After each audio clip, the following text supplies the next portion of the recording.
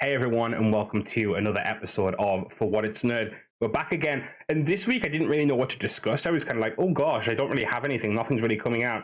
And then a co-worker reminded me that that PICARD Season 3 had started on Amazon Prime. Now, I'm a week behind because the first episode came out on the 16th, and then the second episode, I'm technically behind on the second episode too, because that came out on the 23rd, now it's obviously the 26th. But I watched them.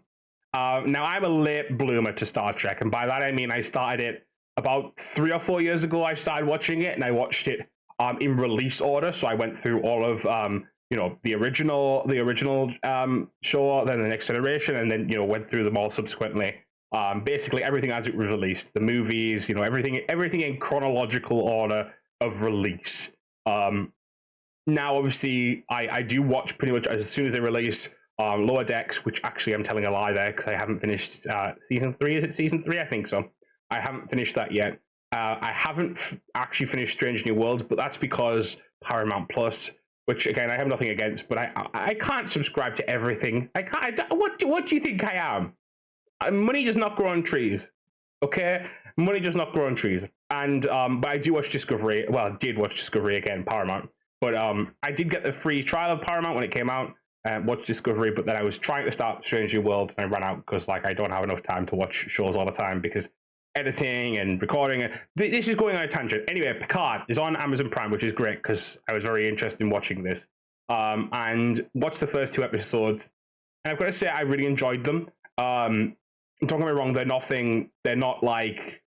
fantastic. They're not mind-blowing. They're fun, and Patrick Stewart's a great actor, and it's really great to see Gates McFadden back, and Michael Dorn, and Jonathan Frakes as well, which obviously we've seen Jonathan Frakes in the show prior, but it's nice to see these characters. Now, obviously the big plot point of this season so far is finding Beverly Crusher, and then not just that, but finding out, by the way, spoilers, finding out that Picard has a son with Beverly and Jack Crusher, and so that's the big plot point thus far in the season. Obviously, there's more to it. There's more things going on here. There's a whole side plot line with Raffi, and then obviously, oh gosh, his name's forgetting. Worf. Wow, that was bad. That was bad of me. I'm sorry, guys. I'm sorry to all Trekkies. I forgot Worf's name. I'm sorry. He's back in my head. And Worf kind of finds her, and so that's obviously going to be a whole other side plot. But the main plot point of this show so far is that Picard has a son. Now, as soon as that happened on screen, I had an instant flashback to when the same thing happened with Captain Kirk. Right, I was like, this reminds me of that.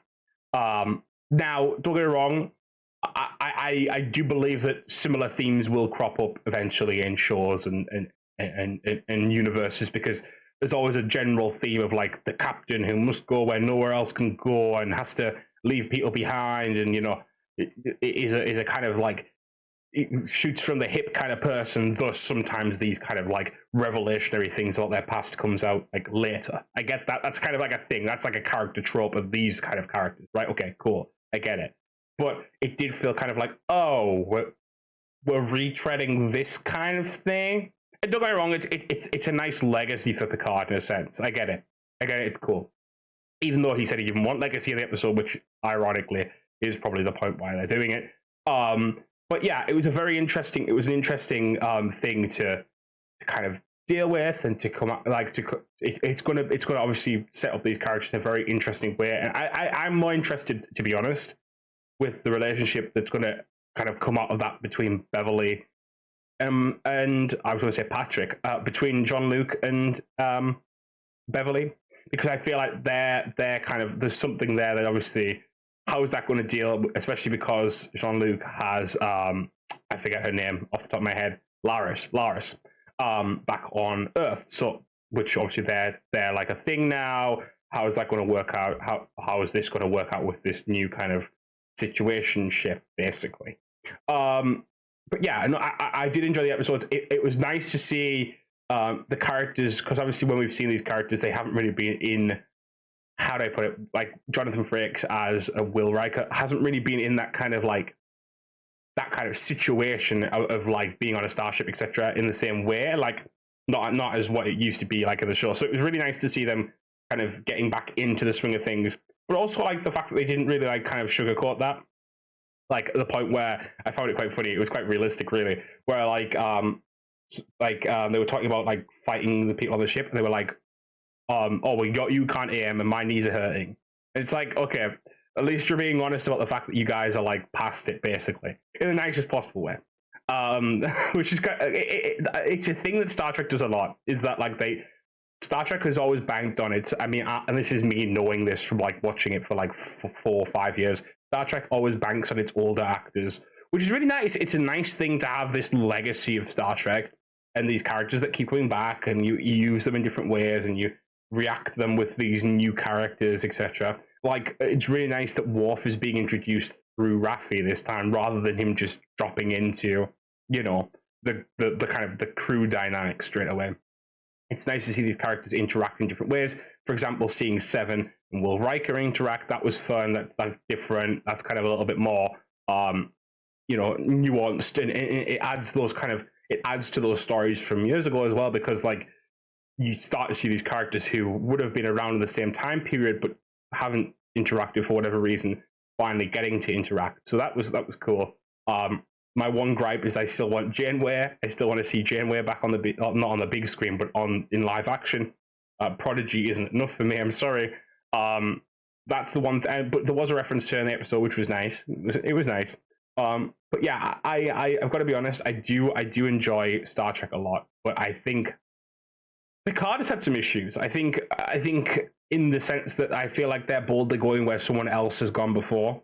Not to put too fine a point on it, but it feels like the storylines are fun, they're enjoyable, but are they groundbreaking, and did they need to be done? Does that make sense? Like, do I enjoy it? Will I accept it? Yes. Do I feel like this could have been something that I didn't get? Yeah. You know, like, it's that thing of like, maybe like, you know, taking Star Trek in different directions. Like Discovery, don't get me wrong, it has its faults. It has some kind of it has a very much reliance on certain cast members over others, etc., and so on. Right, but at least it's trying something different. It's going in a different direction. It does different things, and it has done that since the beginning. A lot of people don't like that necessarily. Okay, cool, but at least they're trying it. It feels like Picard is the victory lap. It feels like Picard is doing the same thing again, but not really adding anything to it. Does that make sense? And that's okay. I'm not against it. I'm glad to have these characters back. It's nice to see them again. I had a little weepy moment during the second episode when the Titan was going out of space dock. Like, that was like super weepy. Like, I was like, oh my gosh, this is so good. Like, I was invested. I am invested. I still want to. I will be watching next week. We will be watching. You know, I'm not going to not watch. But it's that thing of like, we've kind of done this all before. I think that's franchises in general at the moment. I don't think it's necessarily Star Trek's fault. I think it's franchises in general. I think every franchise is rehashing what they know to work well. Also, I think franchises are just kind of like, I think people are kind of going back to the idea that they don't want franchises. And you see this big kind of movement within Marvel. Or should I say against Marvel at the moment. That people don't want to see, the same stuff again and again and again. And I get it.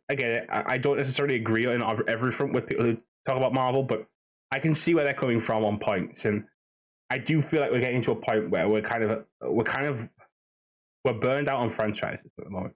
Because there was a big research of franchises, right? There was like, everything needs a reboot, everything needs a sequel, everything needs a prequel to the sequel to the TV show adaptation. And that's don't get me wrong, I'm still there for some of it. And personally, I'm not the type of person to say, don't make any more Star Wars, don't make any more Star Trek, don't make any more this, that, and the other. I think generally you can find an idea within all of those universes for something else, something other. Lower Decks is that, right? Lower Decks is taking the idea of Rick and Morty, which I personally have never watched, but I know of, and applying it to Star Trek, and it works. It's generally quite fun. I do enjoy Lower Decks. I don't think I would particularly enjoy Rick and Morty, but I enjoy the Star Trek brand of Rick and Morty, if that makes sense. And I think you can do that with almost anything. I think you can find things to make interesting with any universe if you look hard enough. For example, right, slightly different. High Republic is the kind of Star Wars literature side like project at the moment. Project Luminous, it was called at the time when it was being created, but that is strong, generally speaking. Don't get me wrong, there's faults within it, and sometimes they repeat within themselves, but it's strong because it doesn't rely on anything, really speaking, of what's come before, but it still sticks to Star Wars. The same can be said for Star Wars Visions Ronin, the book that came out. Very similar premise, very similar idea. Take everything that you know about Star Wars, Jedi, Sith, dark side, light side, empires, and reimagine it. And don't get me wrong, I don't think that works in every circumstance. I generally like a canon world, and something that links to the overall whole, even if it is new. But Star Wars Visions, that Ronin, the book was probably one of my favorite things that I read that year. Even though it was you had to wrap your head around it because it was talking about the Jedi being,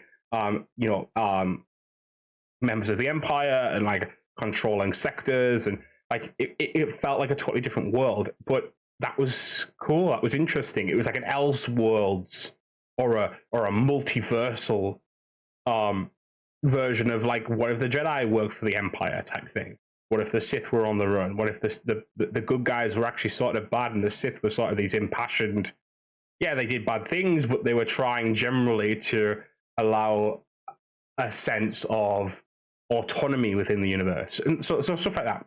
Now, I think Star Trek has a lot to kind of deal with because Star Trek has already kind of done the alternate realities. It's already done the alternate timelines. It already does, the character like body snatching characters. It already does, the political boundaries, storylines. It does everything. Star Trek is like, Star Wars doesn't touch time really. So anytime Star Wars touches time, it's quite interesting. It's new, right, for Star Wars.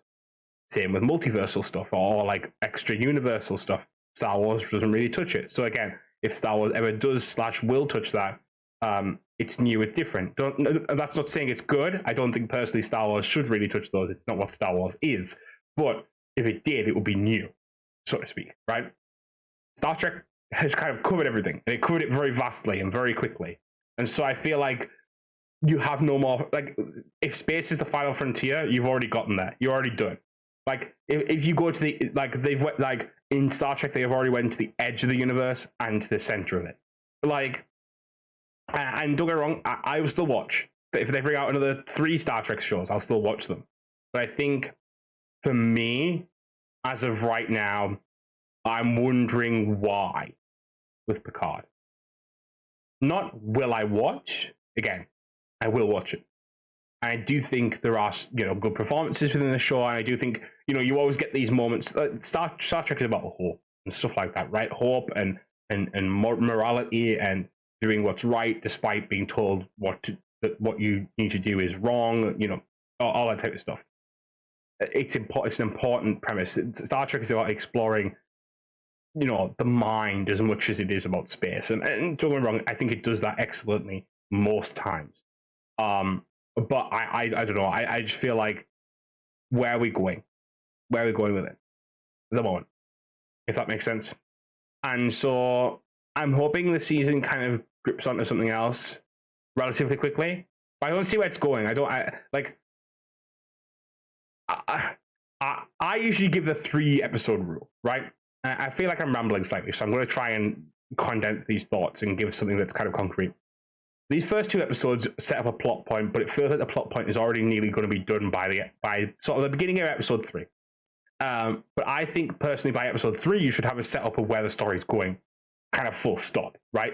And obviously there's stuff still, unraveling in this show, but when you've got a show that is relatively 12 episodes long or something akin to that, you want to be not wrapping it up, but you want to be kind of getting into the story in episode 3. And now obviously that could still happen, but if it doesn't, the question is, when is it happening? Because the big threat needs to really be revealed, I think personally, earlier. The earlier you reveal the threat and you allow that tension to build, and you allow that story to kind of unravel, you get like a more beneficial end. For example, as an opposite counterpoint, so to speak, as an example of what I'm trying to say, Ant-Man, Quantumania, the movie that came out last week. Now, I personally feel that movie was poorly served by holding out the main villain for half of the movie. Kang appears in that movie halfway through, and as soon as he appears, the tone shifts, the gravity of what's happening shifts, and it creates a much more compelling narrative. Now, okay, yes, you could argue maybe that's the point. I personally believe that it kind of was stalling to make Kang seem imposing first, and it didn't need to. Kang could have been there from the start, chasing these heroes from the off, and it would have been interesting. So I personally believe that Kang should have come in sooner. Not straight away. I don't mean like he should have been there first frame of the movie, even though kind of arguably he technically was. I more mean he should be like, they went down the quantum realm and then get captured by Kang straight away. Bam! Set up the storyline. Then they escape. And then Kang is trying to pursue them again. And you've got a storyline where they're trying to get away. They get caught by Krylar, the guy who was going to give them the ship. But only Cassie and Scott get caught. And then you have a storyline where those two have to basically make a deal with Kang. And the others are trying to bust them out, so to speak. Let's put it that way, right? You instantly got, I personally believe, a storyline that is far more compelling because Kang is in from the very beginning. You have a sort of, you cut out the superfluous, I mustn't tell you what's going on. I can't tell you what's going on. I'm protecting you. Like, the thing is, withholding information is not fun for the audience. Not withholding information. Obscuring information, making people think about it, fun. The character just is unwilling to just tell anyone anything, and for no particular reason. Like, obviously, yes, there's the trauma, etc., and so on. But if a character is just unwilling to give up information, then it becomes boring very quickly. It's like the trope, and this is something that I used to hate a lot in TV, of like not being able to tell someone something or not trusting someone with something and thus lying to them about it. And that would be like that would be like, you'd have 10 seasons of a show about someone like, you mustn't lie to me about this, and they say I won't, and then they lie again. Like obfuscation of information is so important to plot. It needs to be done right, because if it's not, you get that, which is like annoying, and it just feels like you're being blocked as a movie teller, as a movie goer, should I say. But Star Trek's not doing that.